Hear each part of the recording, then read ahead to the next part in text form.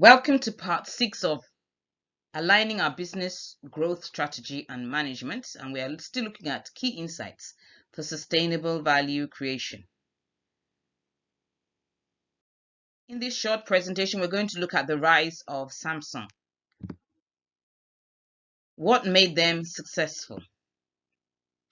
In 2011, Samsung hit the market with the Galaxy S2, featuring a widescreen and 4G network, beating Apple's iPhone. Samsung made deals with mobile carriers to promote its luxury phone, the Galaxy S. Samsung also launched the next big thing campaign, taking a direct swipe at Apple and eliminating all other competition at the same time. So yeah, Samsung came up with these big, bold movements, big, bold technology, and really gave Apple a run for it.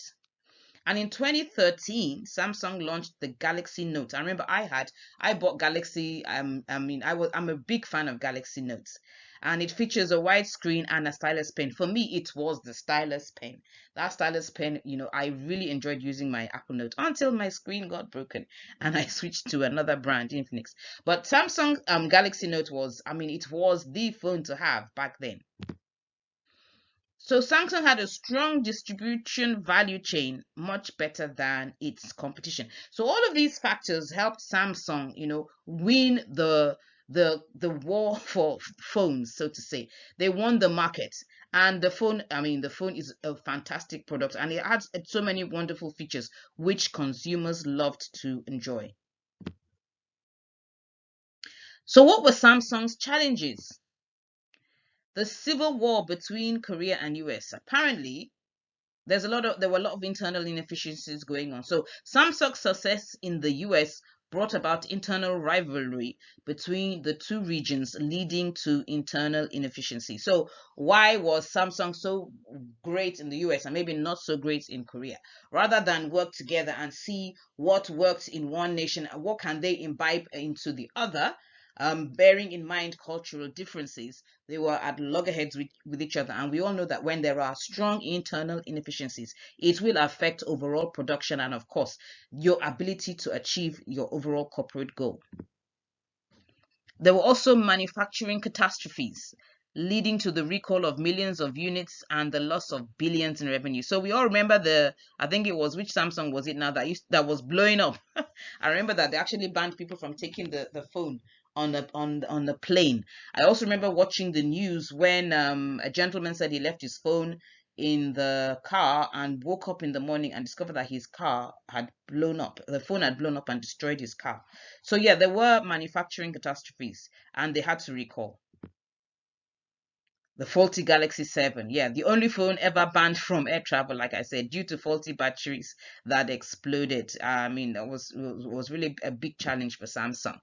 And of course, the faulty launch of Galaxy S4. The phone launch was a disaster, and the phone itself had issues. Nonetheless, Samsung went to the bank smiling as sales were huge. So despite all of that, people were still buying the phone.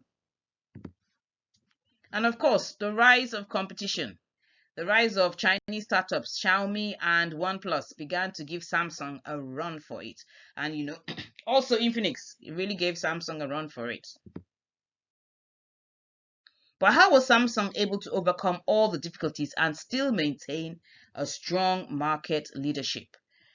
So I'd like you to, pause a little bit and meditate on that. Think about it. What were the factors and what was the reason that Samsung was still able to maintain a strong market leadership and still give Apple a run for it? Now let's look at the key success factors.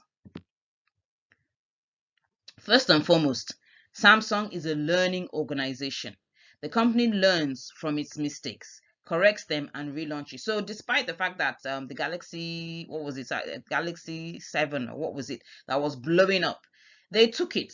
They suffered losses, but they took it and they learned from it and they said, okay, we have this problem. What's not working? What's working? What do we need to change? And they learned from it and they moved on. So, a key lesson for us as business leaders, as people running our organizations, you will face challenges, You will face setbacks, but it's not enough for you to just sit down and fold up and crawl under the bed. No.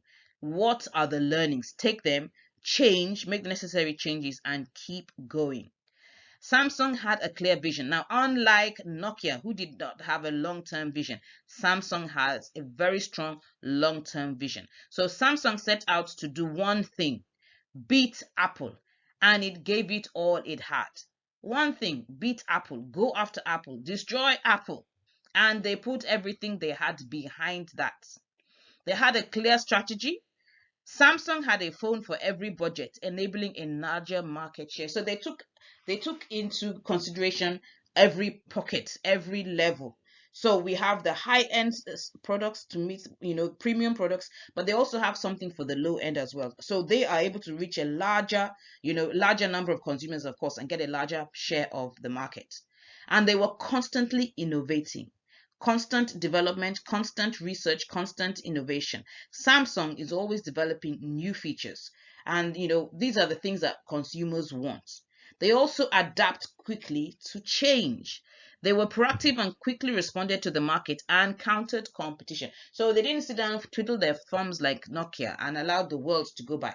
They adapted to technology and they adapted to change very quickly. They also had good strategy execution. Samsung executed their strategy and did not deviate. They only found new ways of overcoming obstacles. So all of this, Samsung was what? Resilient, and they were determined.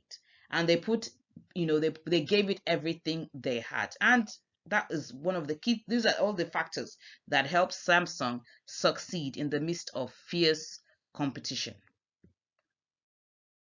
Now that brings us to the end of that discussion. So we're in the next video and the last video, I'm going to look at the key takeouts and give a wrap up and close. So I'll see you in the last video.